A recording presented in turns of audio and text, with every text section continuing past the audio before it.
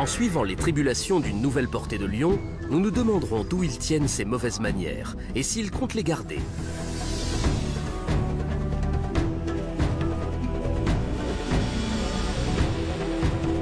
En clair, est-ce un comportement typique de leur espèce ou doit-on les considérer comme des lions qui tournent mal ?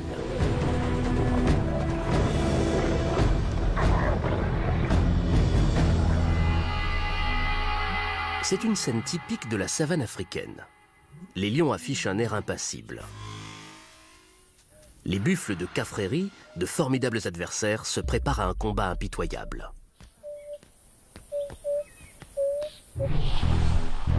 Les lions ont mis au point ce qui semble une parfaite mise à mort.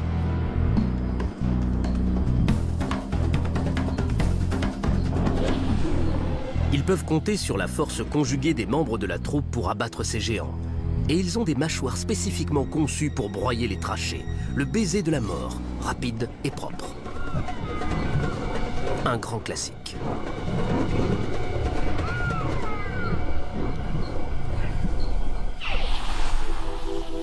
Mais dans le Makalolo, au Zimbabwe, une famille de lions a l'air d'appliquer des règles différentes.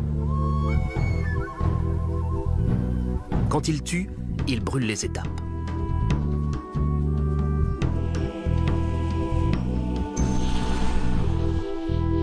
À cette époque de l'année, la portée de l'an dernier vient grossir les rangs de la troupe. Exceptionnellement, 7 des 8 lionceaux sont des mâles. Ce facteur peut-il expliquer la technique de chasse particulière de cette famille? Au sein du groupe, c'est le mâle dominant qui tire les ficelles.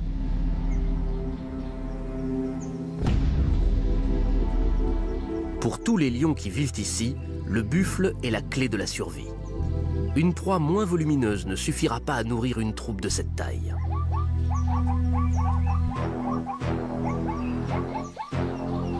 Les 7 frères ont une sœur. Fille de Liduma, la plus âgée des femelles, Ebi a un avenir tout tracé. Elle n'a qu'à copier sa mère. En revanche, Liduma risque d'avoir plus de mal à former ses fils à l'art de tuer. 2 d'entre eux semblent déjà montrer d'excellentes dispositions. Marlou a tout dans les muscles et Kimba tout dans la tête. Ensemble, ils peuvent réellement faire bouger les choses. Mais ils doivent avant tout apprendre à chasser. Le temps qu'il leur reste à passer dans la sécurité de la troupe leur est compté. Ils suivent les femelles dominantes. Notre premier aperçu du fonctionnement de cette famille. Mardi, la sœur de Liduma, identifiée par un collier émetteur, est une sorte de second mentor pour les lionceaux. Comme l'apprentissage se fait sur le tas, Mardi vient aussi appuyer Liduma lors de ses attaques. Quand l'heure de la chasse a sonné, ce sont elles que les lionceaux doivent observer. Le reste du temps, c'est le mâle de la troupe, Pamui, qui fait régner la discipline au sein de la famille. Avec ses 180 kilos, au moins 2 fois le poids d'un homme adulte, il commande le respect, même aux lionnes plus âgées.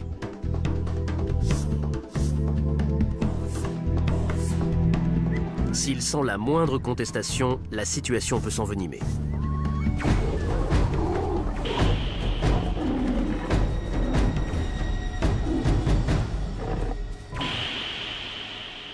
Cela fait près de 3 ans que Pamui dirige cette troupe dans cette partie du parc national de Hwangi au Zimbabwe. Son territoire, une vaste étendue de broussailles, dans la cuvette du Makalolo, abrite d'immenses troupeaux de buffles. Les lionceaux vont devoir apprendre à s'attaquer à des animaux qui ont un poids 4 fois supérieur à celui d'un lion. Et le caractère qui va avec.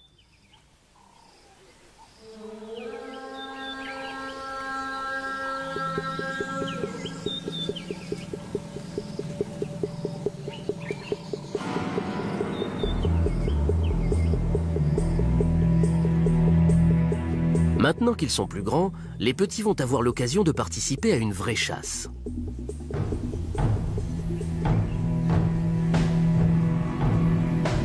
Les buffles se présentent au combat, armés des cornes les plus lourdes et les plus meurtrières du royaume animal.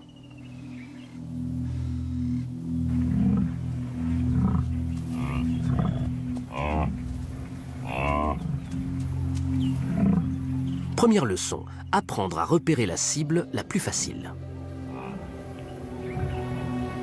Quand les grands mâles resserrent les rangs, le troupeau est pratiquement invincible.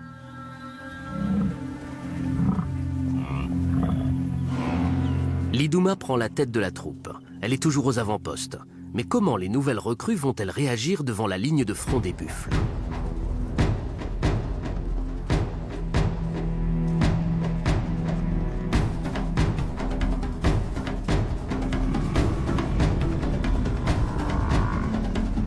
Confiante dans sa force, l'Iduma lance l'assaut.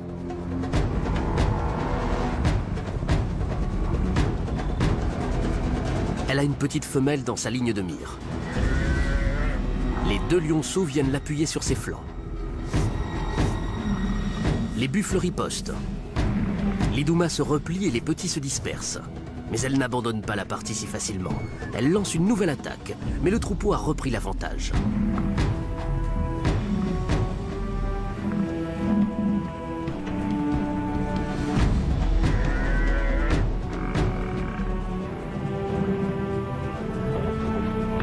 Les premiers travaux pratiques des lionceaux se soldent par une confrontation avec la dure réalité.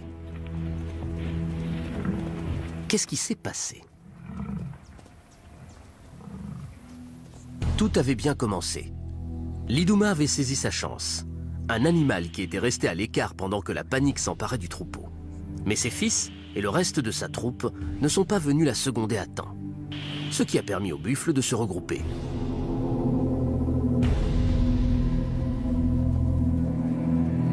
Au bout du compte, les lions ont été pris de vitesse par leur proie. La supériorité numérique et le jeu collectif l'ont emporté.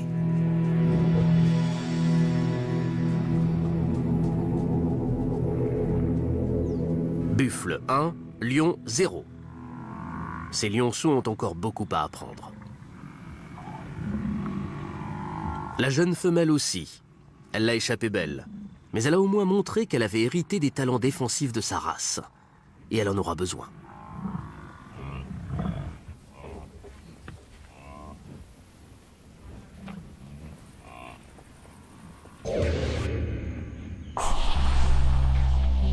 Trois mois plus tôt, ce n'était qu'un nouveau-né sans défense.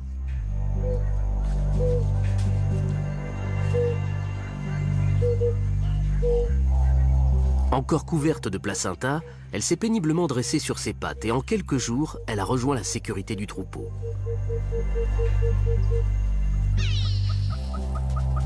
Elle aura besoin de toute sa force vitale pour survivre au lion du Makalolo.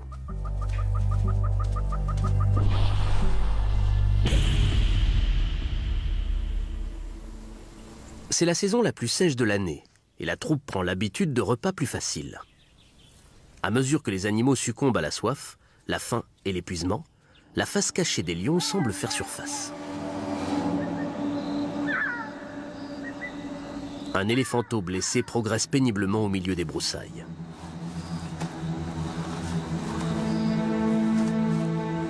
Il est suffisamment bruyant pour attirer l'attention, celle qu'il vaut mieux éviter d'éveiller.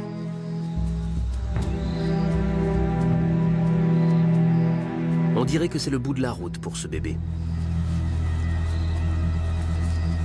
Un peu plus tôt, un troupeau de buffles a dérangé une famille de pachydermes près d'un point d'eau. Dans la ruée qui s'en est suivie, le jeune a paniqué. Il est tombé et il a été piétiné.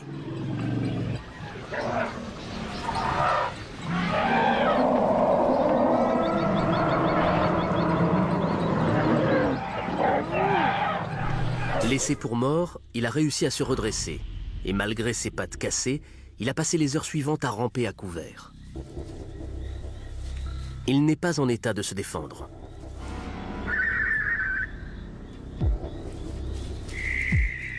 Généralement, on s'attend à voir les lions étouffer leur proie en serrant les mâchoires autour de leur trachée avant de les dévorer. C'est la première fois que Marlou et Kimba, les fils de l'Iduma, sont confrontés à une telle situation. Que vont-ils faire?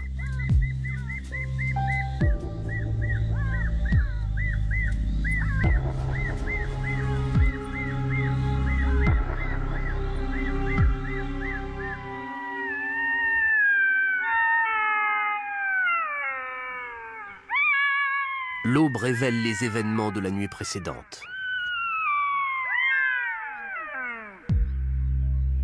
Il y a déjà plusieurs heures que les lions ont attaqué leur repas. Pourtant, ils n'ont toujours pas tué l'éléphanteau.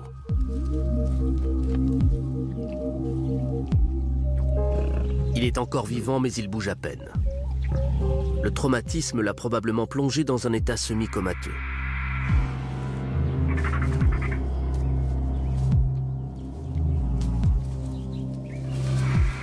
Aux yeux des hommes, c'est un acte cruel. Mais nous ne pouvons pas juger les lions selon nos propres règles. Des lionceaux comme Ebi, Marlou et Kimba doivent se conformer aux coutumes de la troupe. Ils se contentent de copier leurs aînés.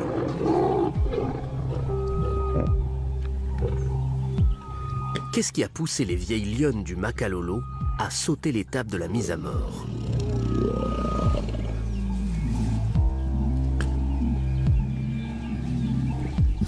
La réponse se trouve peut-être dans le comportement de leur victime. Ce bébé éléphant n'a opposé aucune résistance. Une mise à mort rapide d'une précision chirurgicale ne servirait-elle qu'à maîtriser une proie qui se débat? L'éléphanteau est mort quelque temps plus tard. Mais les mouvements de la troupe après cet événement peuvent nous révéler ce que cache ce comportement inhabituel. À plusieurs reprises, ils ont abandonné la carcasse avant d'y revenir. Le fait qu'ils se permettent de laisser leur repas sans protection indique qu'ils ne craignent pas la concurrence. Sur le territoire défendu par Pamui, la famille de l'Iduma ne rencontre aucune opposition. Ce n'est pas un cas unique chez les lions sauvages, mais c'est un rare privilège.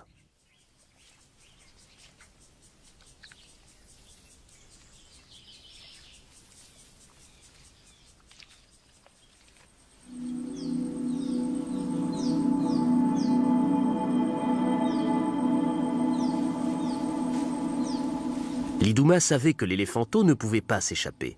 Lorsqu'il n'est pas contraint d'agir de façon rapide et efficace, l'instinct du chasseur le plus endurci peut être mis hors circuit.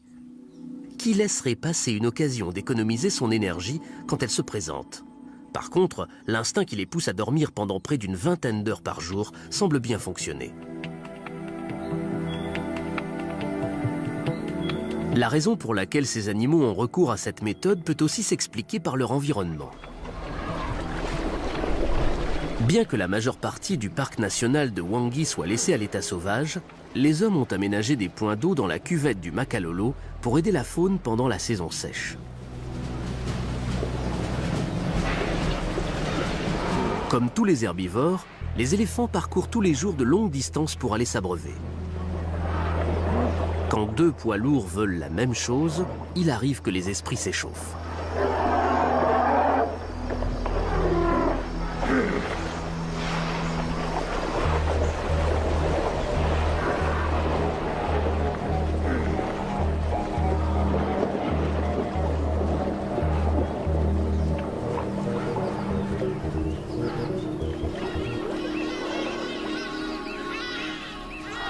Devant le flot régulier d'animaux assoiffés qui traversent leur territoire, il semble logique que les lions adoptent une technique de chasse qui leur permettra de profiter au mieux de cette manne. Quant aux lionceaux, la question qui se pose est la suivante. Le fait de dévorer une proie vivante est-il un événement ponctuel ou risque-t-il de devenir une habitude? La nuit est tombée. La troupe de Pamui repart à la chasse. Une autre séance d'entraînement pour les jeunes. L'Iduma est encore une fois le pivot du groupe. Il n'est pas rare que les femelles adultes effectuent le plus gros du travail de la chasse. Mais ce soir, l'Iduma a une tâche encore plus importante. La force de Marlou et l'intelligence de Kimba se sont développées. Mais pour que leur contribution soit valable, leur mère doit leur apprendre encore une chose.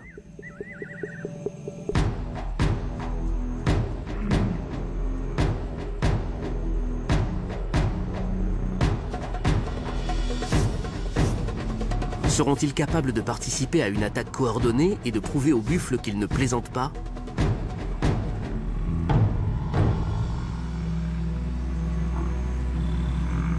Les veaux, petits et vulnérables, sont maintenus au centre du troupeau, à l'écart de la ligne de tir. Cette gigantesque muraille de chair vivante est redoutable, même pour un lion. La troupe sent son courage l'abandonner.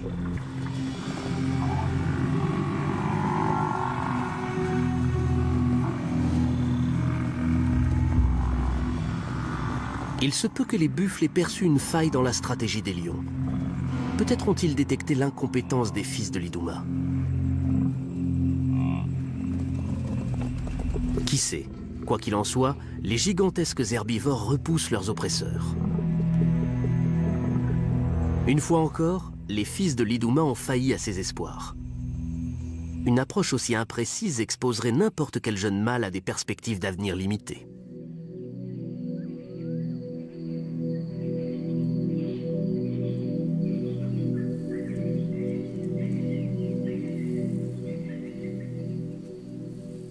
Mais encore une fois, le Makalolo leur offre une solution de facilité. Un autre minuscule bébé éléphant déambule à l'écart.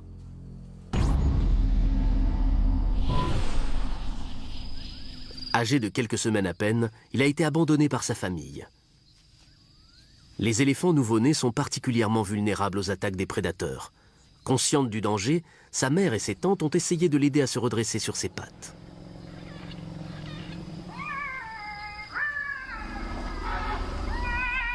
Mais il n'en avait pas la force.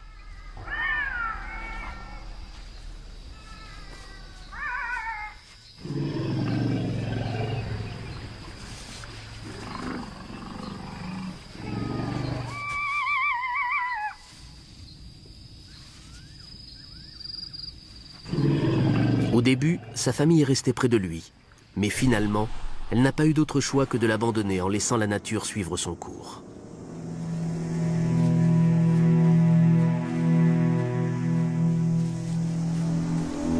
Il a survécu quelques jours, mais laissé à lui-même, il court un grave danger. La troupe a décelé son odeur.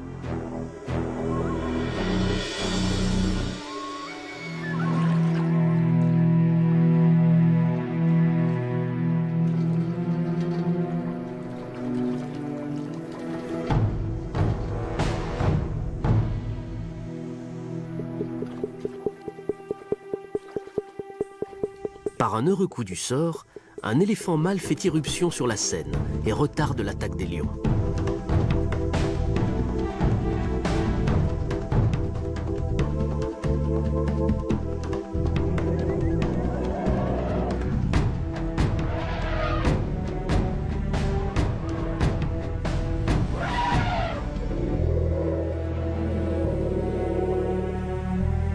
Les félins attendent la suite des événements.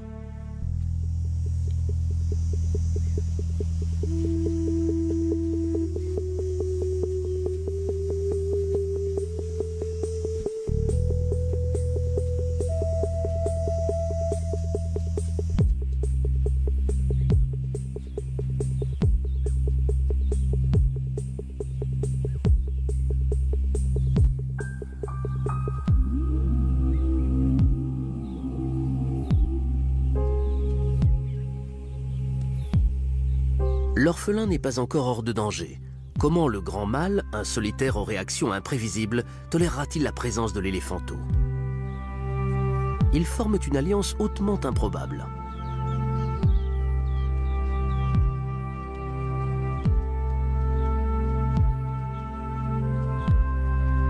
Un éléphant mâle n'est généralement pas enclin à veiller sur un bébé égaré.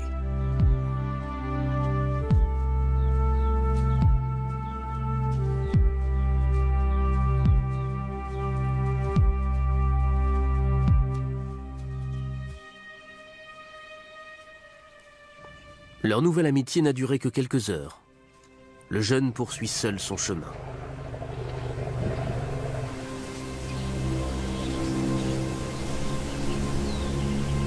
La savane africaine ne fait pas de prisonniers. Les malades et les nécessiteux se détachent comme de véritables balises pour les prédateurs opportunistes.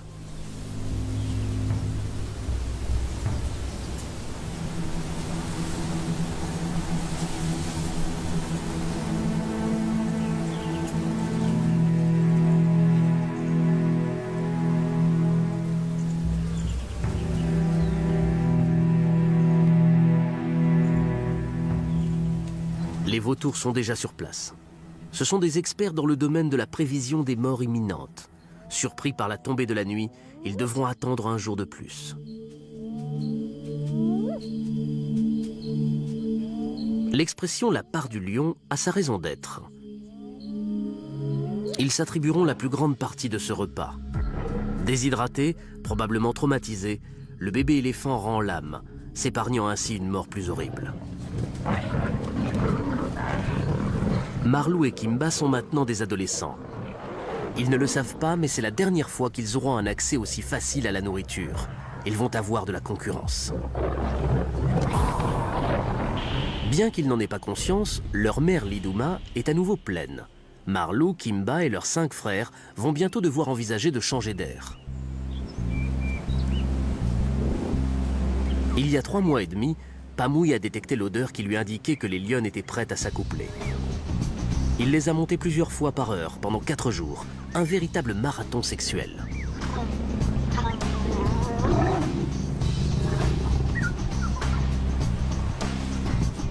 L'arrivée de la nouvelle portée marquera un tournant décisif dans la vie de Marlou et Kimba. Ce surcroît de bouche à nourrir va les placer dans une situation critique.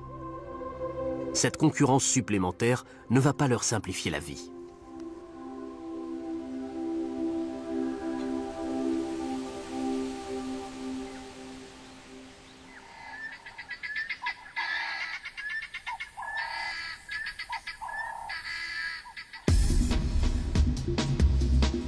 Même s'ils ont grandi en force et en assurance, les frères n'ont toujours pas tué.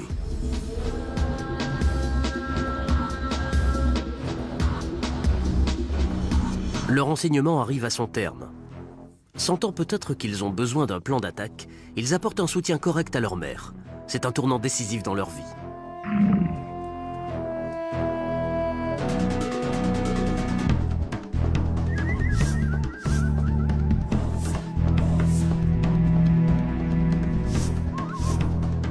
Les buffles ont l'air déstabilisés.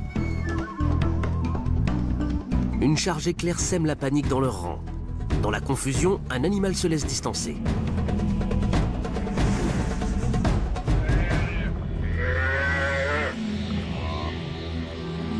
Deux jeunes recrues ne sont pas de taille à repousser une armée de buffles.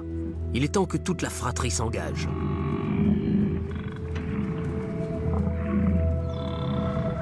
Les buffles se déploient pour créer un front uni. C'est l'impasse.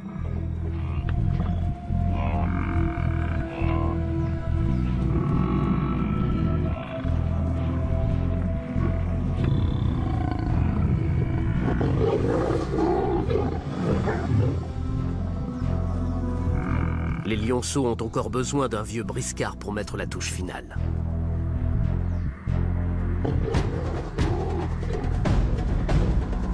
Cette fois, c'est leur tante, Mardi, qui arrive en renfort.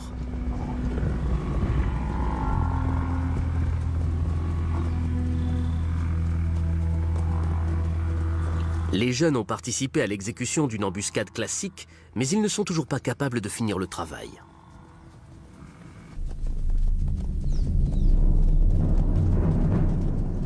Comme les buffles se sont retirés à distance raisonnable, Lidouma en profite pour enseigner une autre leçon essentielle à ses fils. Au lieu d'étouffer rapidement le veau, elle le lâche pour permettre aux jeunes de le tuer. Brusquement confrontés à cette possibilité, les lionceaux semblent déconcertés, presque indifférents.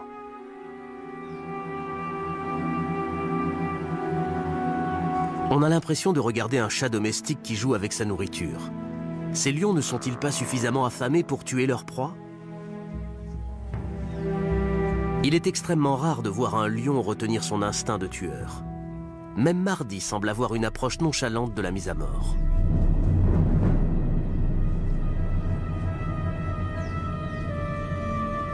Tout à coup, le veau se débat et l'instinct primitif prend le dessus. Mardi attrape l'animal à la gorge.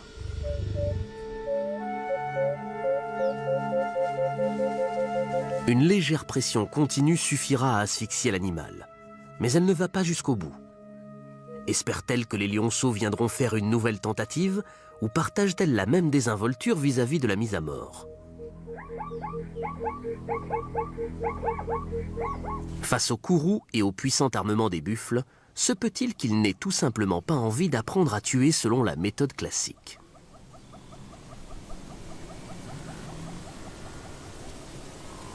Les lions attendent la tombée de la nuit pour se mettre à table.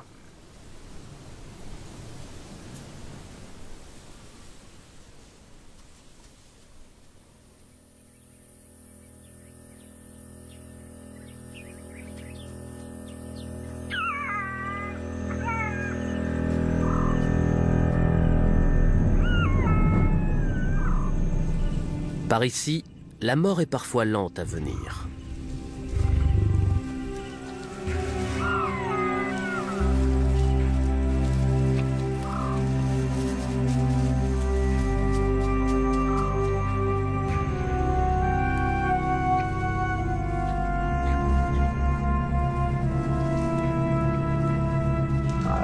Marlou et Kimba ont d'autres problèmes à résoudre. Avec leurs frères, ils seront bientôt forcés de partir. Mais avant cela, ils auront intérêt à se reprendre.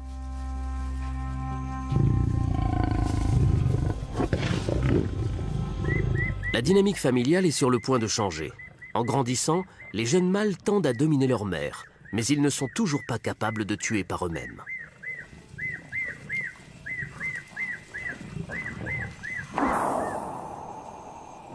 Dans la société des lions, s'il est très rare qu'un mâle dominant chasse avec sa troupe, il monopolise généralement le repas. Pamui arrive juste à point.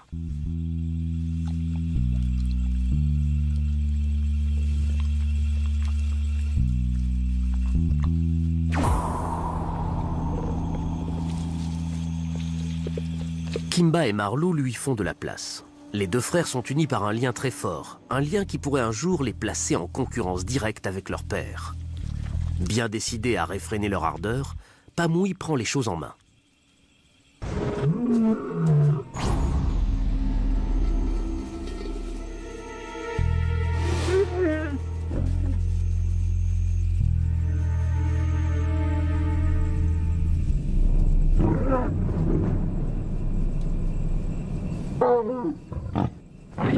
Voyant sa progéniture agglutinée autour de la carcasse, il lui donne une bonne correction.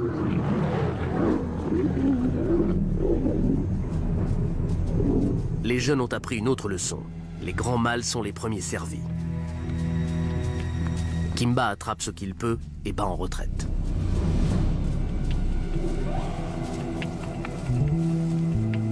La nouvelle portée a droit à un traitement de faveur. Désormais, c'est eux qui retiendront toute l'attention des adultes.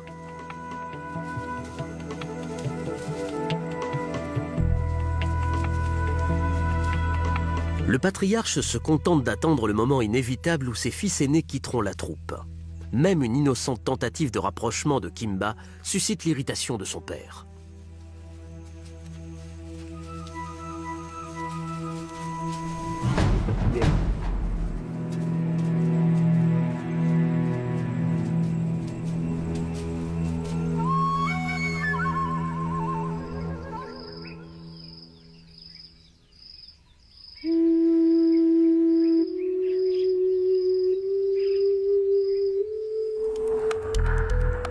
Les tensions couvent jusqu'au mois d'octobre. C'est alors que la canicule s'abat sur le Makalolo.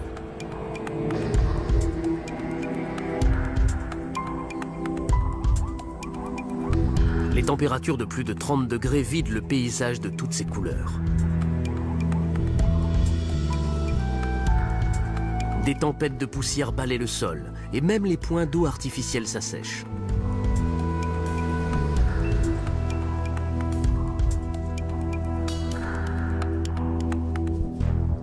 Pamui doit s'enfoncer avec sa troupe dans les broussailles. Kimba, Marlou et les autres adolescents suivent encore la famille. La nourriture venant à manquer, ils tiennent encore un rôle essentiel dans l'équipe. Toutefois, leur mère surveillera tous leurs gestes. Les nouveaux lionceaux sont maintenant sa priorité.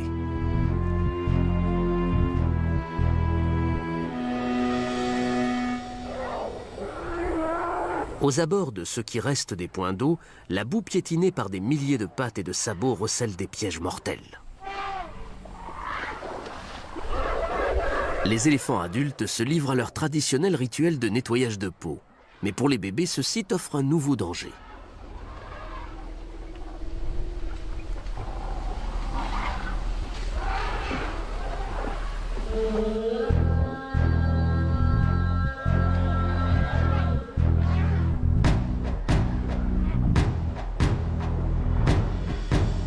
La boue agit comme du sable mouvant dans lequel le petit s'enfonce jusqu'au poitrail.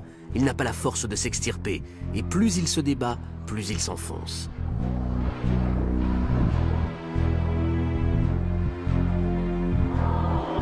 Les éléphants ont déjà perdu 2 bébés dans ce secteur.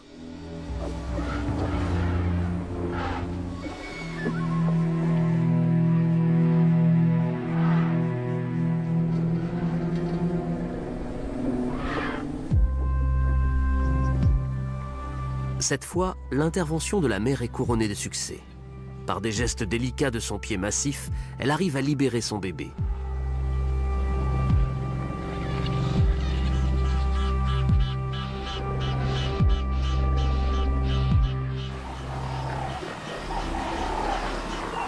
La boue est une menace pour tous les animaux. Les buffles ont de larges sabots aplatis qui leur permettent de rester à la surface, mais la mare est criblée de fondrières invisibles. Il suffit de glisser dans l'une d'elles pour être aspiré par la boue.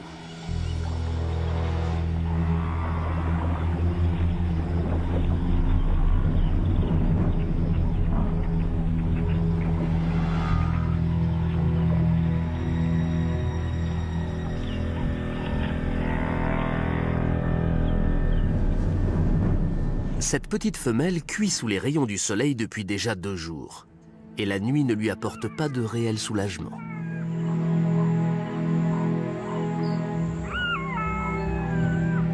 Les chacals sont devenus de fidèles compagnons. Ils attendent que la couche superficielle de boue durcisse suffisamment pour leur permettre d'accéder au festin.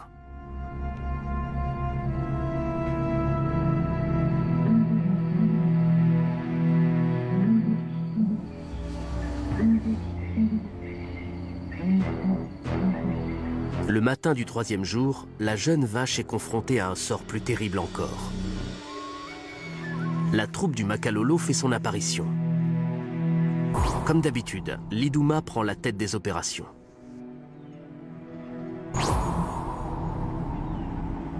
Pour avoir une bonne prise sur l'animal, elle a besoin de l'atteindre sans s'embourber. Si elle y arrive, sa famille mangera à satiété.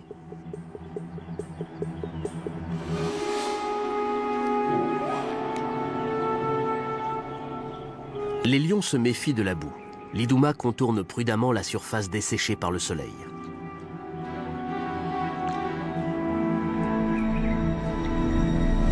Alors qu'elle pourrait se contenter de commencer à dévorer la croupe tendre, l'Iduma semble vouloir montrer à ses petits une mise à mort exécutée dans les règles.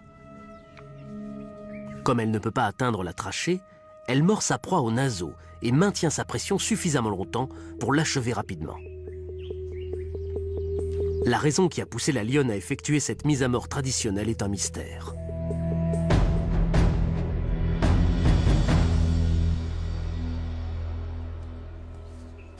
Mais elle a montré l'exemple à ses lionceaux, en leur faisant comprendre qu'ils devaient évaluer chaque situation et prendre des décisions rapides.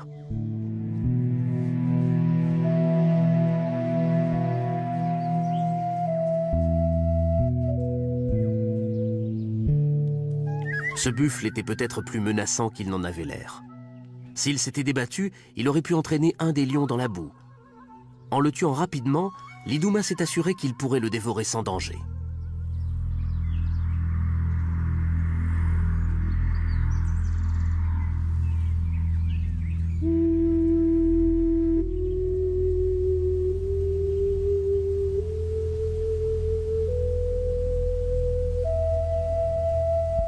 Les jeunes lions se sont accordés un répit en se nourrissant d'animaux affaiblis par les rigueurs de la saison sèche.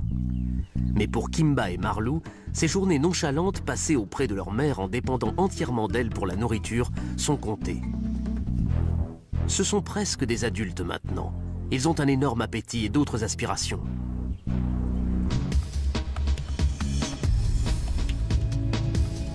Le mois de novembre apporte la fraîcheur tant attendue.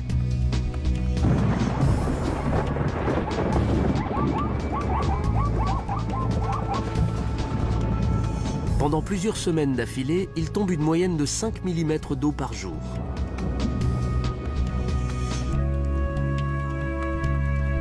Petit à petit, la pluie ravive la végétation desséchée.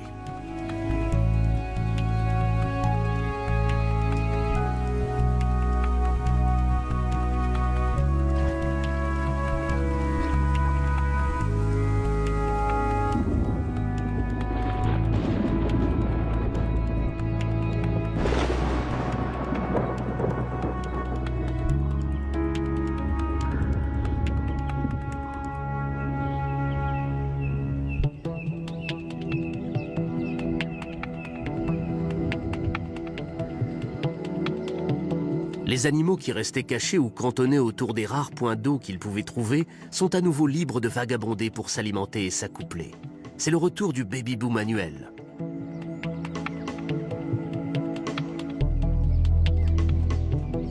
Peu de temps après avoir mis bas, la plupart des mères sont à nouveau fécondables. Les mâles s'affrontent pour gagner le droit de s'accoupler avec elles.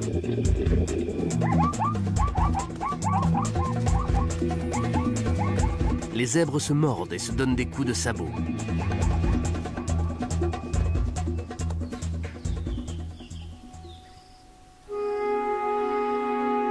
Une femelle reste tranquillement à l'écart. Son bébé mort-né gît sans vie depuis plus de 24 heures. Mais elle continue à veiller sur lui.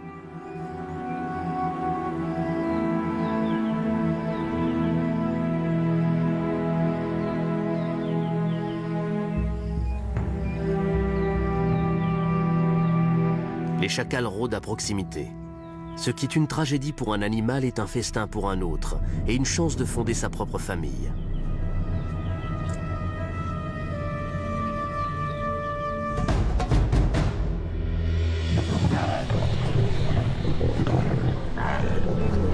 Dans le Makalolo, les pluies sont synonymes d'abondance, mais aussi de bouleversement. Les adolescents de la troupe abordent une période difficile. Ils doivent travailler pour gagner leur nourriture et prennent régulièrement part à la chasse.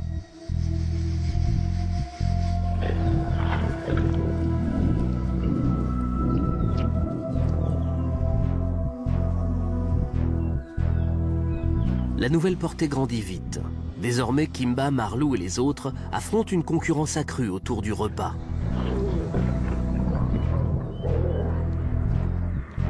Les jeunes mâles ont appris au cours de leur croissance à rester au-dessus de la mêlée. Instinctivement, ils savent qu'ils ne doivent pas se disputer les places, et ils connaissent suffisamment bien leur père pour savoir qu'il étouffera toute velléité contestataire.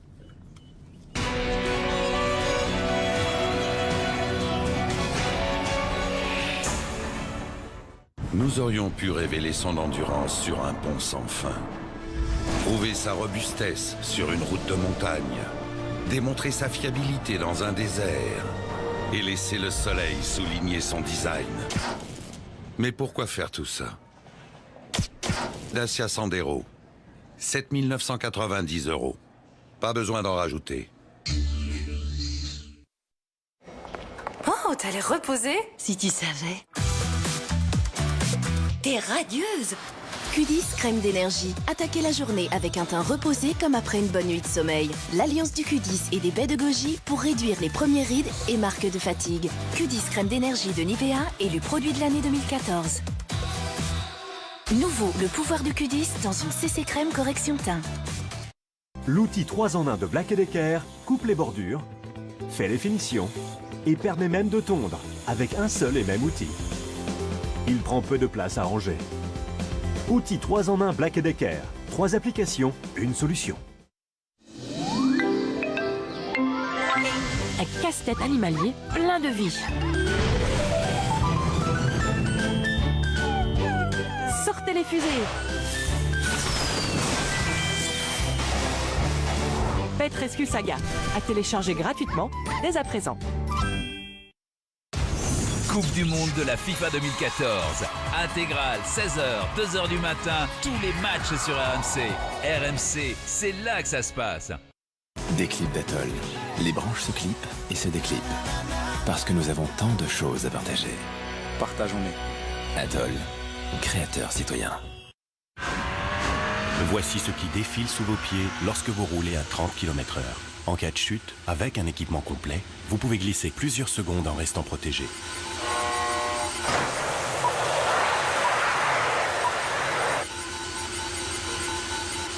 Regardons maintenant ce qu'il se passe sans équipement adapté.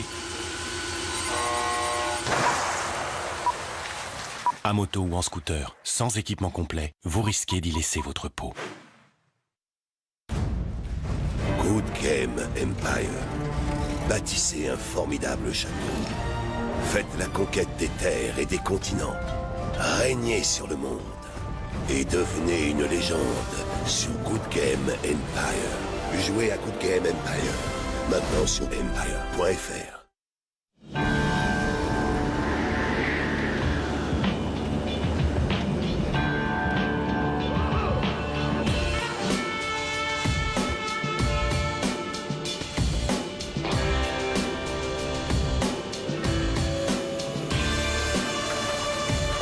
Parfois, on peut s'imposer sans en rajouter. Profitez du pack Simply Clever, 4 ans de garantie, assistance et entretien sur la gamme Skoda à partir de 90 € par mois. Skoda, partenaire officiel du Tour de France.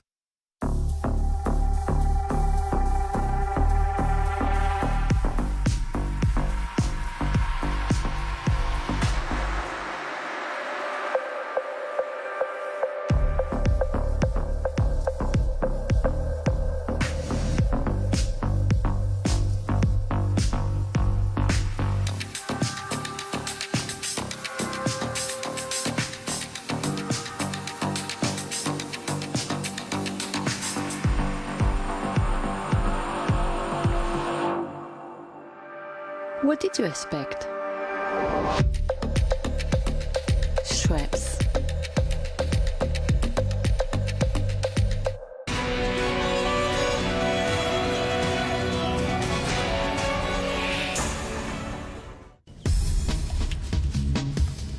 Mais après le repas, les dissensions sont temporairement oubliées et toute la famille s'offre un moment de détente.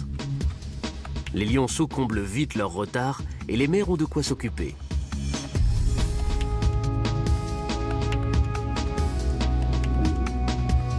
Leurs aînés ne tarderont pas à être expulsés.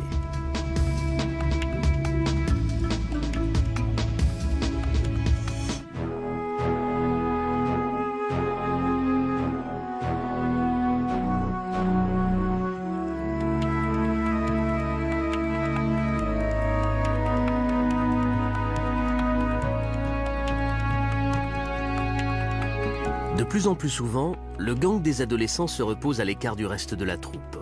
Même les lionnes en ont assez de les voir. Et Pamouille ne les quitte pas des yeux.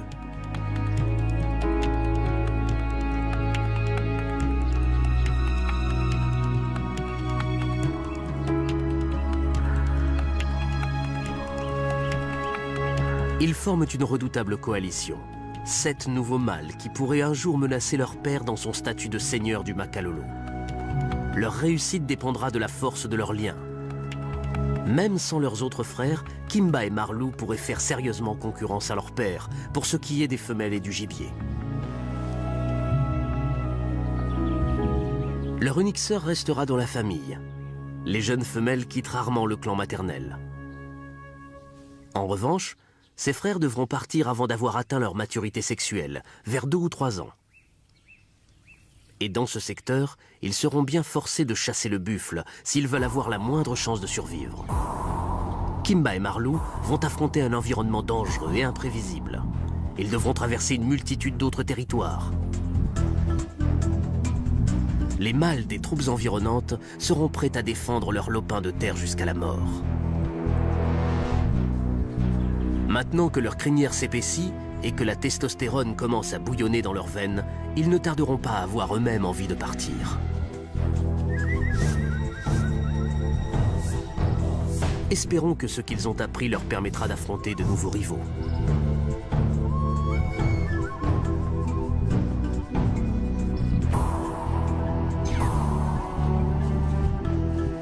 Ils ont fait d'énormes progrès. Les jeux innocents de la petite enfance ont cédé la place à des déplacements sophistiqués sur le champ de bataille.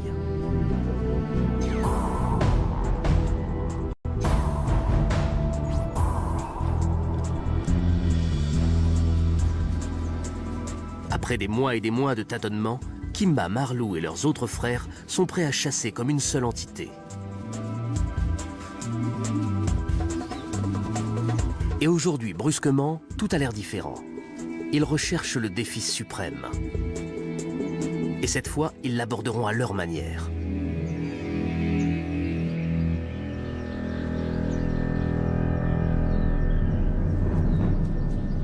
Exceptionnellement, ils n'ont pas de lionne adulte pour les sortir du pétrin. Mais ils se montrent à la hauteur de la situation. Un bon travail d'équipe les aide à localiser et à tendre une embuscade à un buffle solitaire.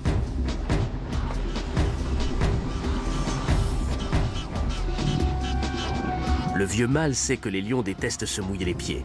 Il s'offre un répit en plongeant dans la mare.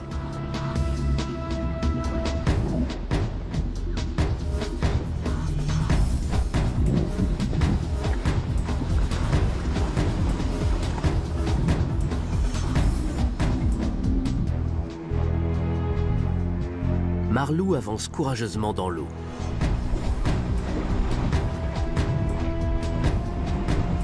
Il est seul, il ne peut rien faire. Sans compter que ce buffle a du caractère.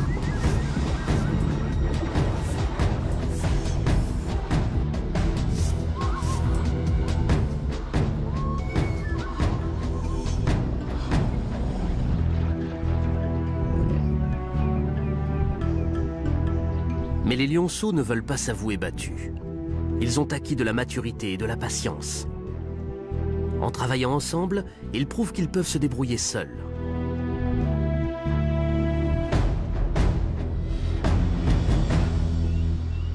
Ils font le siège du buffle.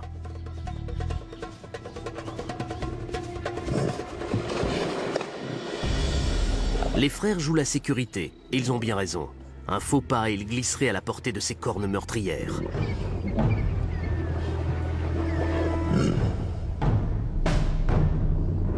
Ils surveillent la berge, harcelant et épuisant leur proie.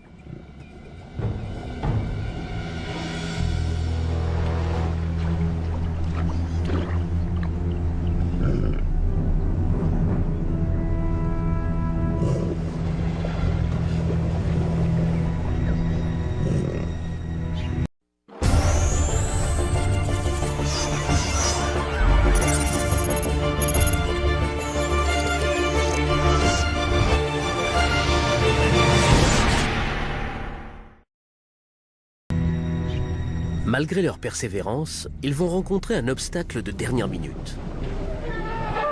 Un éléphant surgit près de la mare.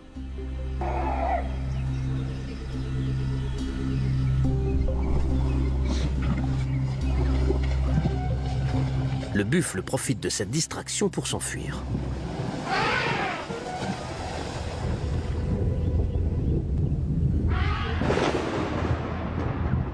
Cette fois, la chance s'est retournée contre eux.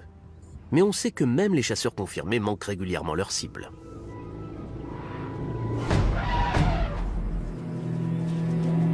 L'éléphant a peut-être contrecarré leur plan d'attaque, mais l'expérience leur a incontestablement profité. Conscient de leur nouvelle importance, Pamouille marque son territoire. Une façon de rappeler à Kimba et Marlou de ne pas s'élever au-dessus de leur rang.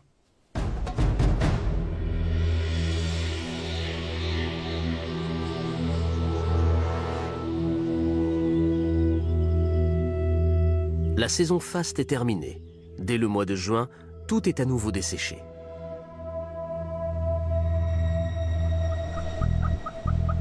Mais les jeunes mâles restent dans le groupe. L'hiver leur apporte une dernière épreuve, la plus importante et la plus difficile. Une multitude de jeunes est venue grossir les rangs du troupeau de buffles. Certains ont vu le jour en même temps que nos lionceaux. Ceux qui ont survécu pèsent à présent près de 400 kilos.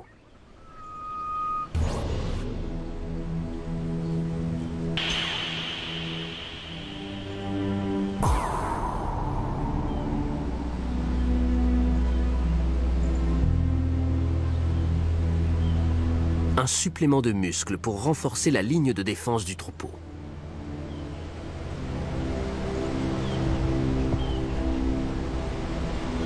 Ces buffles ont de bonnes chances de remporter cette bataille, mais leurs adversaires ont grandi eux aussi. Les deux camps savent que l'affrontement est inévitable. Kimba, Marlou et leurs frères sentent qu'ils vont bientôt devoir quitter le Makalolo. Vont-ils obtenir leur diplôme de l'école de chasse de l'Idouma aujourd'hui?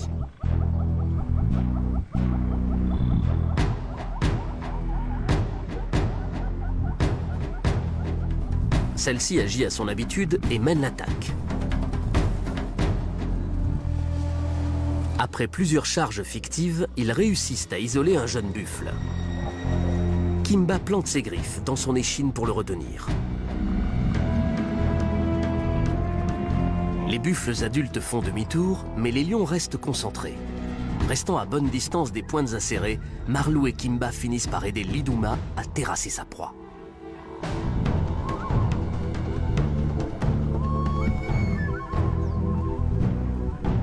L'Idouma a mené la chasse, mais c'est son fils Marlou qui vient triomphalement réclamer son butin.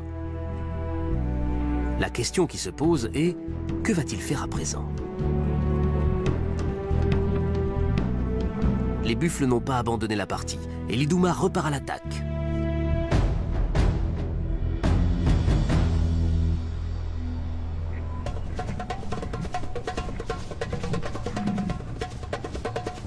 Elle réussit à les tenir à distance, offrant ainsi un répit à ses fils. Même s'ils l'ont aidée, on dirait que la responsabilité finale échoue encore à leur mère. Elle va directement à la gorge. L'animal est asphyxié et meurt en quelques minutes. De toute évidence, ces lionceaux n'apprendront pas à achever leur proie tant qu'ils n'auront pas quitté leur famille et qu'ils ne seront pas forcés de le faire eux-mêmes. Du moins, ont-ils prouvé qu'ils ne vont pas forcément continuer à appliquer les méthodes peu conventionnelles qu'ils avaient adoptées dans leur petite enfance.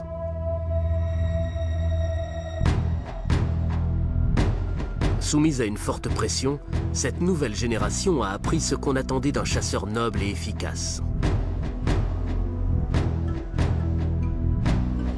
Il était temps.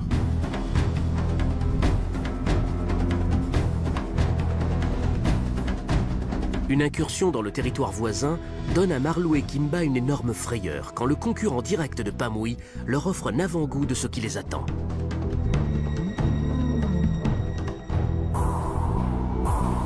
Comprenant qu'il est temps de partir, Marlou et Kimba mènent l'exode. Leur père a maintenant une nouvelle portée qui aidera les femelles à chasser. Mais ils partent avec suffisamment d'expérience pour survivre hors du monde douillet du Makalolo. En temps voulu, cette puissante coalition de frères régnera sur un autre secteur de la savane. Pour leur mère, la vie continuera son cours habituel. Le cycle de bombance et de famine se poursuivra dans le Makalolo, et l'Iduma continuera à encaisser les coups. Qu'elle commence ou non par tuer sa victime dépendra de ce qu'elle jugera bon sur le moment. Les lions ne sont pas les nobles chasseurs que nous nous plaisons à imaginer. Tout comme nous, ils aiment brûler les étapes et choisir la solution de facilité quand elle s'offre à eux. Et si cela implique de dévorer une proie encore vivante, tant pis. Mais ces lions ne sont pas des lions qui ont mal tourné. Ils se contentent d'être eux-mêmes.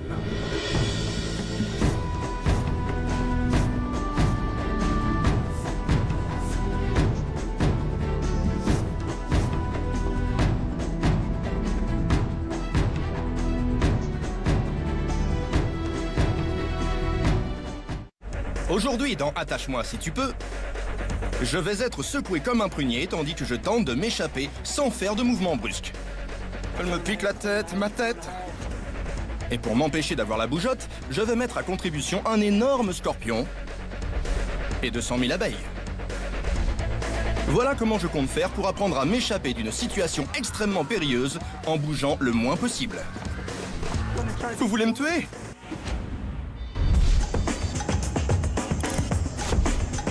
Je me présente, Jonathan Goodwin, expert dans l'art de l'évasion. Parfois, je réussis, et parfois, c'est un fiasco.